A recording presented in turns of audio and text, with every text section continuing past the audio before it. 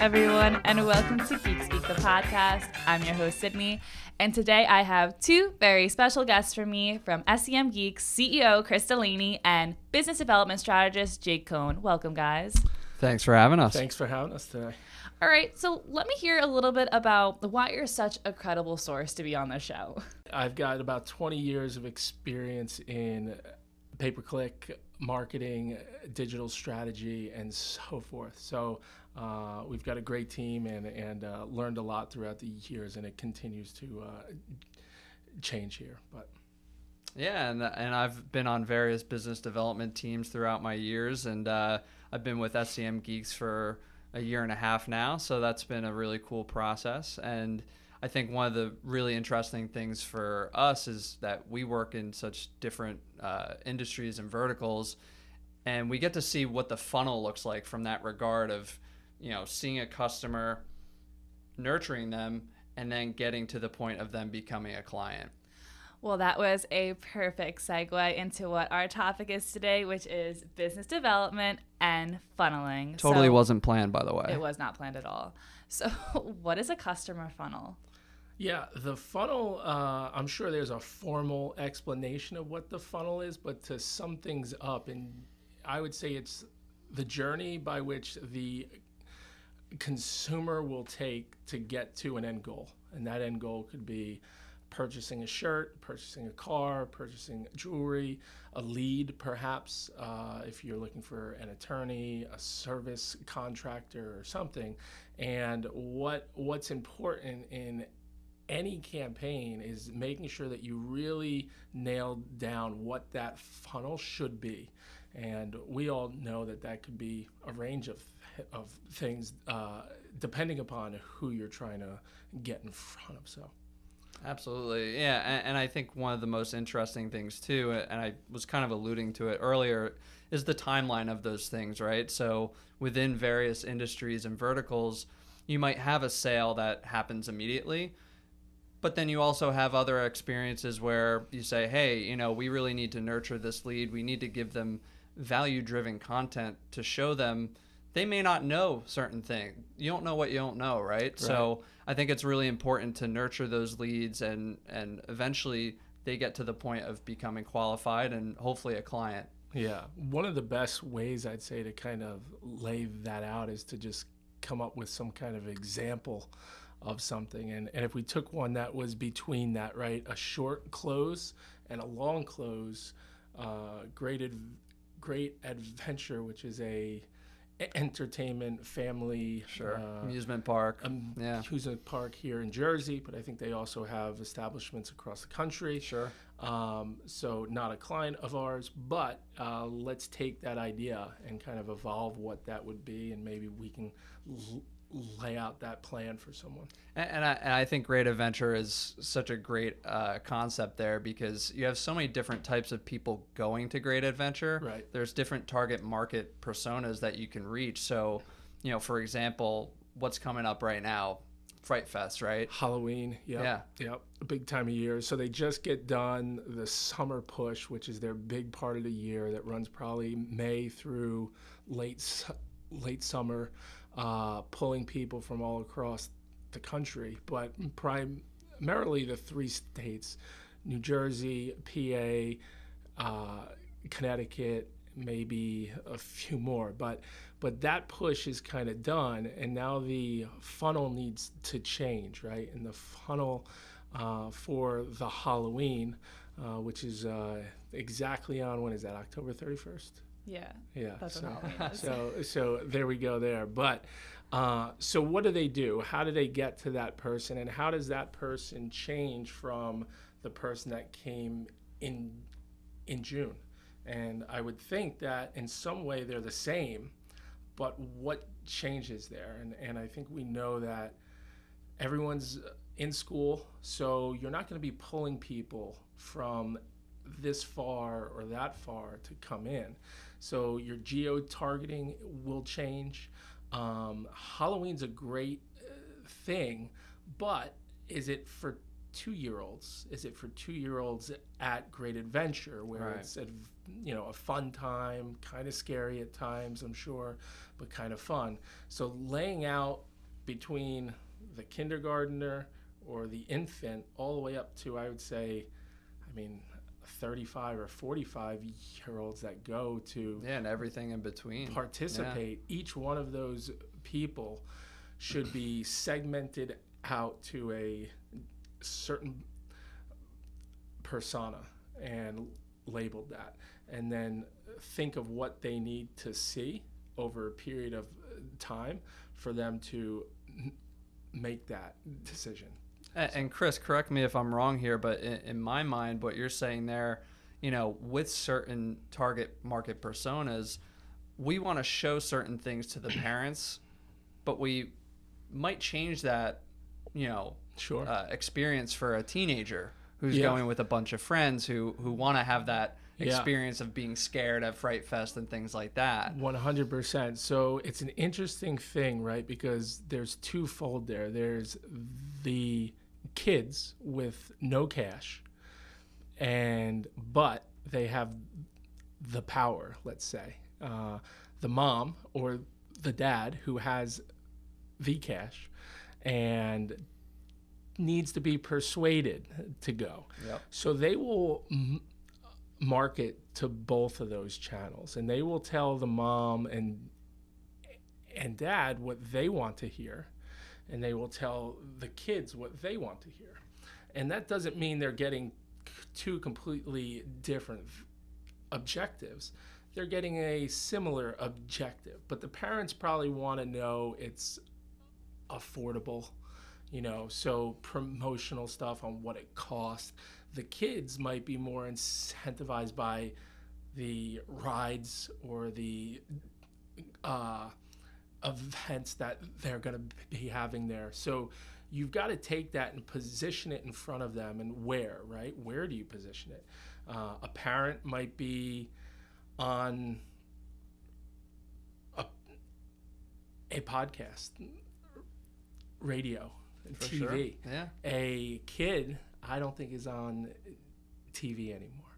So where do they find them?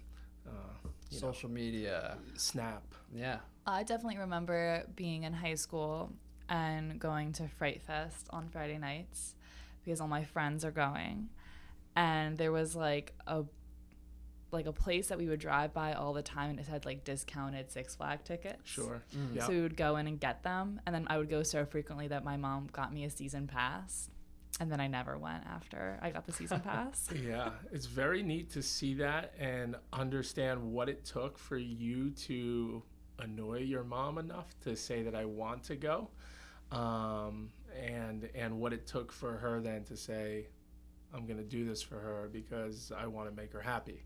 And measuring that and controlling that, and you come from a certain town that's X amount far from the place compared to the parent who's extremely far and they might go one time. Mm-hmm. So if we break down the channels and you can layer out the personas very good, the story you tell should change slightly per persona as you go through. I know they pull a great amount of college students. So there's a lot of colleges around here, and they want to drive them through. It's a fun game for them to do, and they do that. But how can they combat that is college students don't have a ton of cash, and mom and dad don't want to hear I need money to go to Fright Fest when they just so they've got to come up with creative ways to capture great data from them, maybe the chance to win it, your dorm room to get the whole dorm invited. You could do a very cool contest for that, and even just student discounts, right? I mean, I think that's huge Start too. simple. Yeah. Put that out, and the mind will allow them to say, oh, it costs this today, but because I'm this age at this school, they're going to give me that. And they'll go around and tell friend 1, 2, and 3. But the funnel is something that evolves too. It's never a set in stone way, and the reason for that is the world that we're in doesn't stay the same. People want to see messaging changed, pictures change, economies change, right? Prices are going to have to change if an economy changes. So one of the main things I think our goal is to guide a client down the path. Many of the people that Jake and I see and chat with, the client will come in and potentially think they know who their audience is. And they say, my audience is this big.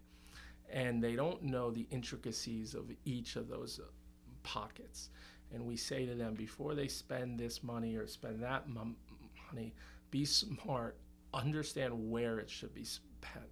And I think that's the hardest thing. But it's very neat and probably one of the funner parts of the job to kind of go through that path, because it involves what you're doing today, what I'm doing today. So how can a business utilize customer funnels? Like any small business, moderately large business, how can they utilize the funnel? Yeah, first off, they just need to take a step back and think about what business they're in and what they've done. Many of them have been in business and they've seen stuff. So say to yourself, who's my purchaser today? And what did it take for that purchaser to get here? So if you're purchasing a car typically has a 6 month to a year buying cycle. It's pretty long. So you might hit them today and not get them to convert till May or June. But that's just one persona of the perfect purchaser right there. Looking at things, they're reading about things, they're asking questions, they're test driving, they're going through. The person that got in a car accident and their car got totaled and they need a car tomorrow, their buying cycle is much shorter. And you might not be marketing to that person in particular in that scenario, but you would have hoped that you've laid a foundation for that person, that the next car they're going to get and is already in their head. And the statements that the ads have as well, I think, are super important in that regard. Yeah, you've got to incentivize them. That doesn't need to always be monetary in terms of that. It can be the technology. I know a lot of the cars, if we're going to stay on that topic today, when I have a car that's fairly old, 10-year-old car. I get into cars today and they're new, the technology's great. I'm asking questions. So if I'm the dealer, I've got to turn and say to myself, they're asking people, so I should take very good care of my clientele that purchased the car already, because who's going to go to them and say, do you enjoy this car? Do I like this car? Your friend, your family, your referral. So if they're having a bad experience, they're going to say good or bad about you. And if you didn't service the car right, or they bought the car and had problems on day 1, 2, and 3, that's going to change. And that is part of that core funnel down. And they might not have thought about that, right? They might have thought just purchase price, what it has, what it gives. If they're thinking about those things in the they're saying, how do I take care of my current customer who is going to teach the new customer what to buy? And that's a simple, direct way of what a lot of people will skip that part. And I didn't want to go to they go down, they do the research, they do the keyword and Google, they see it and they go. I think a lot of people see that. What they don't see is what today's world is bringing, which is a human part, right? We all have a social account to post or complain. So my car's good, my car's not good. You've got to keep that rapport with those people.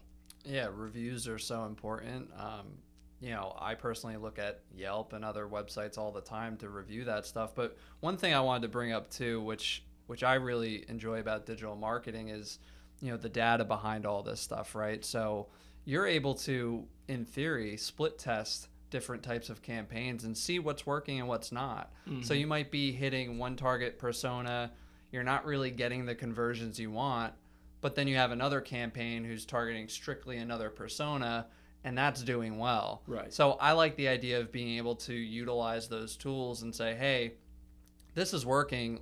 Maybe we should put more money into this or expand upon it at least, versus the other tactic that's not really working. So right. I love the idea of being able to see those things as well. Yeah. And I think it's important to the overall funnel. Yeah. In today's time, you can set up a funnel, understand it, and make changes based on quick data weekly.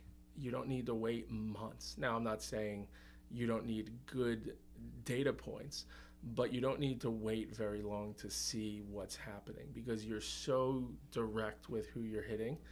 Messaging is there, and then you're leading them to some place. But it's it's not a quantitative thing all of the time. It's not, if I do this, I do that, I should get that.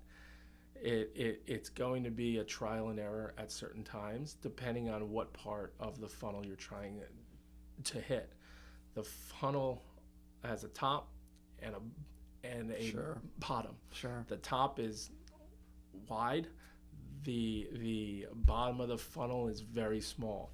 The bottom of the funnel is typically those who are closer to doing that certain action. The top is I'm still exploring, I'm learning, and I can get caught up. But you have to have both of those being communicated to at all times and know where they're at. If they're toward that bottom, don't be feeding them general information. Feed them closing info. So definitely.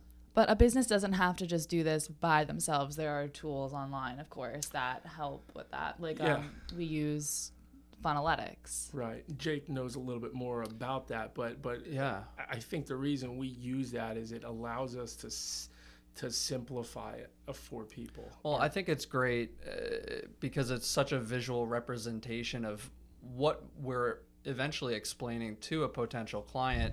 Hey, here's some of the tactics that we're going to use, but when you're able to lay that out visually as a map, I think it really helps clients who are not only knowledgeable in this stuff already, but some people really don't understand this stuff. So being able to have a visual aid in that regard, I think is so cool. And Funneletics has been a really great tool for us anyway. Yeah. Yep. It's definitely a clean way to see it. They're concerned about the time it takes, and it's very, I would say, the quickest tool. You could probably build a funnel in minutes. Yeah, for sure. Needed to. Absolutely. It's wild. Yeah. So as we think about that, though, the funnel and the softwares that are out there are only as good as the persona that you're speaking to. So it might lay the map, but if you don't get back down to the details of who, what, when, where, why for these things, you can simply miss things. And I think the problem with a lot of small businesses or even medium size is they don't have the time to step away from their business. They're usually involved in their business day in and day out on the sales side, on the production side, whatever it may be. And if they don't have the time, they grasp it very quickly. So when we can pull them out, get their time, and show them that, the knowledge that they've accrued for years in their head starts to come out to fill certain parts of that funnel. And that's where we help them pull it out, extract it, and put meaning behind it is a core. I agree. Totally. All right. I think that wraps anything up, unless you guys have something else that you would like to add. Nothing much there. Enjoy the funnel. It's a good place to be. Great convo. Thanks for having us. And of course. This was cool. It's been a pleasure. Thank you. All right. This is Sydney Groves from Geek Speak signing off.